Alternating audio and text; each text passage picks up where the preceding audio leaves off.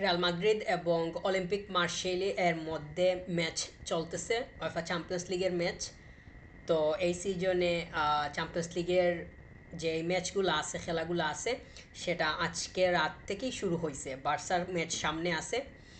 তো বার্সা খেলবে নিউক্যাসলের এগেনস্টে, সেটা আমরা সবাই জানি। তো এই মুহূর্তে হাফ টাইম চলতেছে।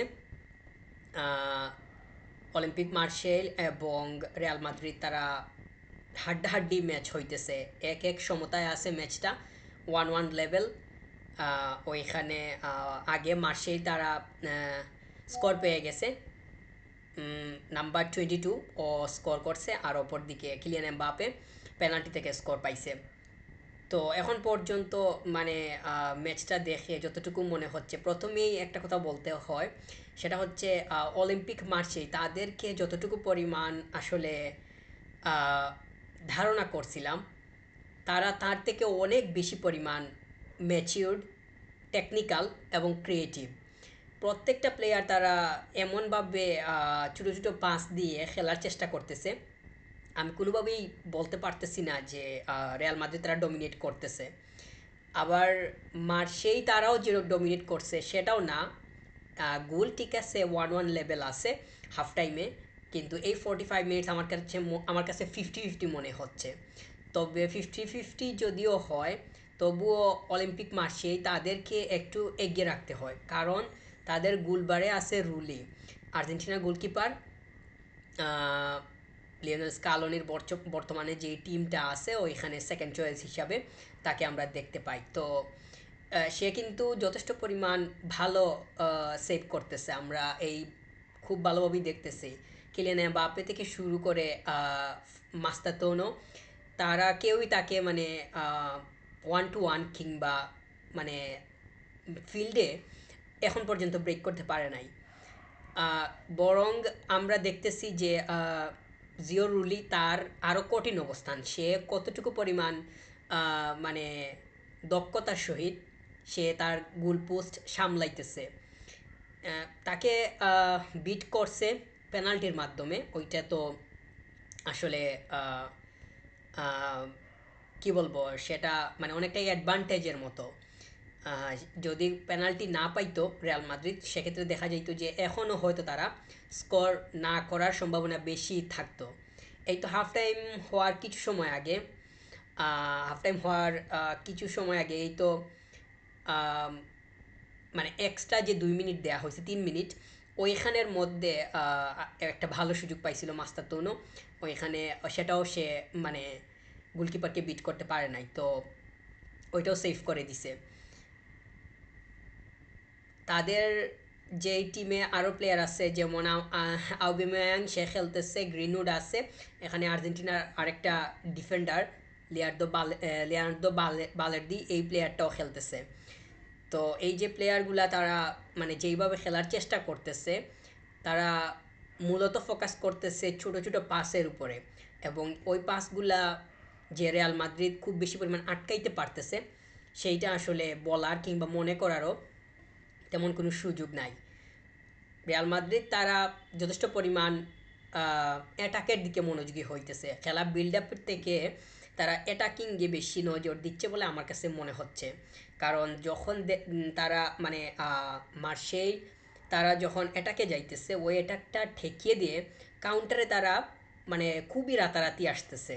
আবার তারা যখন বল পাইতেছে তখন তারা খুব বেশি পরিমাণ অ্যাটাকমুখী থাকতেছে, মাঝখানে রেখে কিংবা ডিফেন্ডারদের সাথে বলটা আদান প্রদান অথবা মিডের মধ্যে খেলাটাকে একটু বেশি পরিমাণ গুছিয়ে নেওয়ার যে ব্যাপারগুলা, এগুলো রিয়াল মাদ্রিদের মধ্যে আমি এত বেশি পরিমাণ লক্ষ্য করি নাই, বা খেলা এই 45 মিনিটস দেখে আমার এটাই মনে হইতেছে।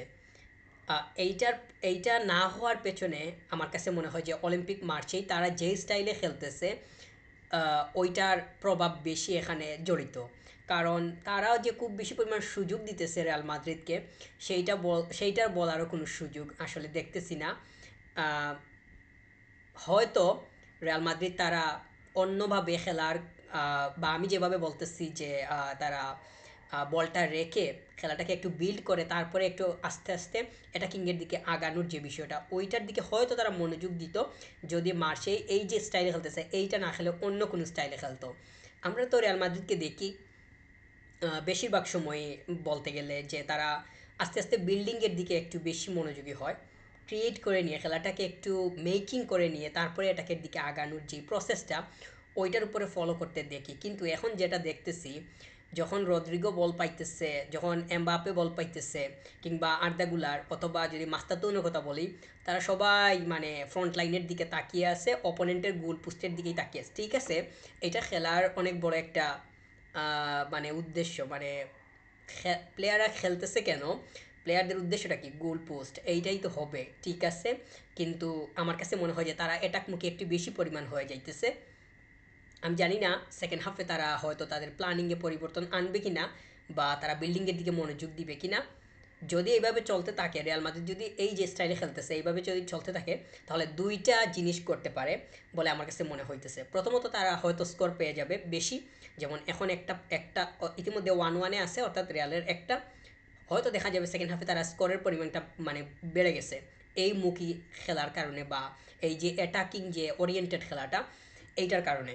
আর সেকেন্ড যেটা সেটা হইতেছে গোলকিপার যেহেতু খুবই পজিটিভ অবস্থায় আছে, তাকে যে শ্যুট করে বিট করা যাইতেছে সেইটা তো আসলে দেখা যাইতেছে না, কারণ পেনাল্টি পাওয়ার পরই তো মানে তাকে ব্যাট করা গেল, তাকে বিট করা গেল।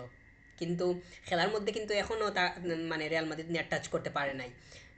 তো হয়তো গোলকিপারকে বিট করতে পারা তাদের জন্য অনেক বেশি পরিমাণ কঠিন হবে, তখন স্কোর না পাওয়ার সম্ভাবনা তৈরি হবে এবং উল্টো গোল খাওয়ার, গোল হজমের পরিমাণটা বাড়বে। গোলকিপারকে যদি বিট করতে না পারে বা অপোনেন্টের ডি বক্সের ওইখানে গিয়ে যদি তারা পারফেক্টলি গোলটাকে প্লেস করতে মানে বলটাকে জালের মধ্যে প্লেস করতে না পারে, তাহলে সেক্ষেত্রে উল্টো রিয়েকশন হওয়ার সম্ভাবনা আমি দেখতেছি। এটাই আমার সেকেন্ড পয়েন্ট। তো সেক্ষেত্রে ওই রিয়েকশনের কারণে তারা উল্টো মানে গোল খাওয়ার সম্ভাবনা তৈরি হবে। আমরা মার্শেইলির যে গোলটা দেখলাম, ওইখানে আর্দাগুলার মানে বলটা মিস করছে, মিস বলতে ওইটা তো পেছন থেকে প্লেয়ার আসছে সে খেয়াল করে নাই, তো ওইটা অনেকটাই মানে আনলাকি হওয়ার মতো। তবে ওইখানে তার অসচেতনতা ছিল বলে আমি মনে করতেছি, তার ভাগ্য খারাপ থেকেও অসচেতনভাবে সে ওইখানে বলটাকে রিসিভ করার জন্য করছিল, তো ওইটাকে আমি বেশি ফোকাস করব। তো এই যে রিয়াল মাদ্রিদের মধ্যে একটা মানে ভয় ভয় কাজ, এইটা কিন্তু দেখা যাইতেছে।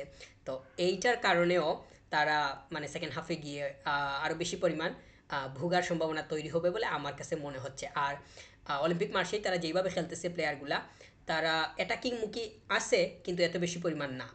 তারা চাইতেছে যে ছোটো ছোটো পাস দিয়ে খেলাটাকে একটু মানে গঠন করে নেয়ার, একটু সংগঠিত ওয়েতে আগানোর, এই বিষয়টা তাদেরকে আমার কাছে মনে হয় যে হেল্প করতেছে, এখনও করতেছে। সেকেন্ড হাফে গিয়েও যদি তারা এই স্টাইলটা ধরে রাখে, সেক্ষেত্রে তারা এই জায়গা থেকে ভালো ফলাফল পাবে বলে আমার ধারণা। তবে সেকেন্ড হাফ এখনও বাকি, তারা কি করে সেইটা দেখতে হবে।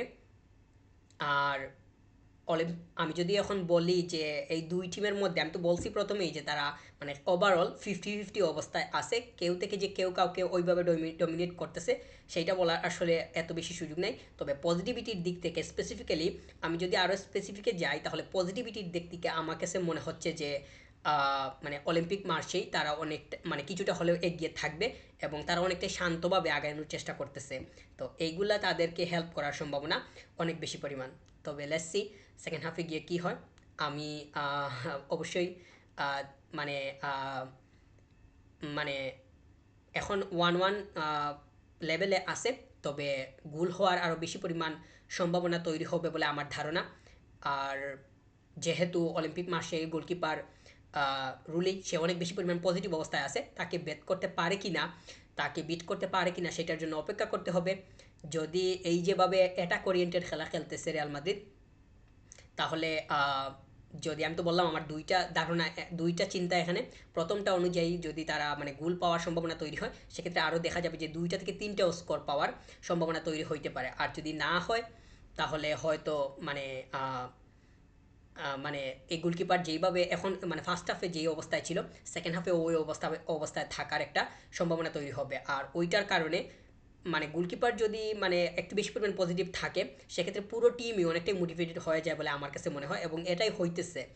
তো অলিম্পিক মার্চেই তারা যদি প্রপারলি অ্যাটাক সাজাতে পারে, যেহেতু তারা মাঝখানে রেখে কিংবা নিজেদের মধ্যে থেকে ছোটো ছোটো পাসের মাধ্যমে বিল্ড করার চেষ্টা করতেছে, ওইগুলোই কাজে লাগিয়ে যদি তারা মানে ভালোভাবে অ্যাটাক সাজাতে পারে সেক্ষেত্রে রিয়াল মাদ্রিদের এগেনস্টে তারা আরও গোল পাওয়ার সম্ভাবনা তৈরি হবে এবং পয়েন্ট যে ইম্পর্টেন্ট 3 পয়েন্ট আছে এটা মার্সেইয়ের দিকে মানে চলে যাওয়ার একটা উপক্রম আমি দেখতেছি বলে আমার মানে আমার কাছে মনে হচ্ছে। কারণ আহ, যেইভাবে খেলাটা হইতেছে ঠান্ডাভাবে আগাইতেছে মার্সেই, তারা যথেষ্ট প্ল্যানিং নিয়ে নামছে।